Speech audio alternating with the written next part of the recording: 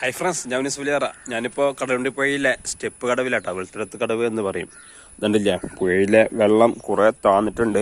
ഇതായിരുന്നു നമ്മളെ സ്റ്റെപ്പ് കടവ്. എന്നാലും സ്റ്റെപ്പ് കടവിൻ്റെ അവസാന സ്റ്റെപ്പിലേക്ക് വെള്ളം എത്താറായിട്ടുണ്ട്.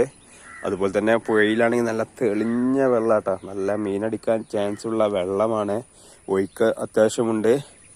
അപ്പോൾ ഇന്നലെ കുറച്ച് മഴ പെയ്തെങ്കിലും കാര്യമായിട്ട് വെള്ളം കൂടിയിട്ടില്ല. നല്ല തെളിഞ്ഞു നിൽക്കുന്ന വെള്ളമാണ്. കണ്ടില്ലേ, നല്ല പച്ചപ്പുള്ള വെള്ളമാണ്. അതുപോലെ തന്നെ നല്ല മീനുണ്ട് കേട്ടോ.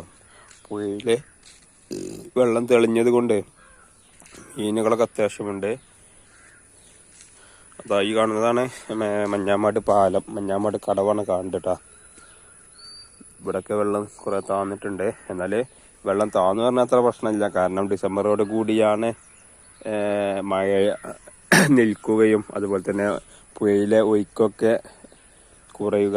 അപ്പോഴാണ് ബാക്കി റെഗുലേറ്ററിൻ്റെ ഷട്ടറുകൾ താഴ്ത്തുക. ഇപ്പോൾ വെള്ളം താന്ന് കിടക്കുന്നത് കൊണ്ട് വെള്ളം വറ്റിപ്പോകണമെന്നൊന്നും ആരും കരുതണ്ട. വെള്ളം വറ്റിയിട്ടൊന്നുമില്ല. ഇവിടുത്തെ ഈ ഒരു പുഴയുടെ സ്ഥിതി ഇങ്ങനെ തന്നെയാണ്.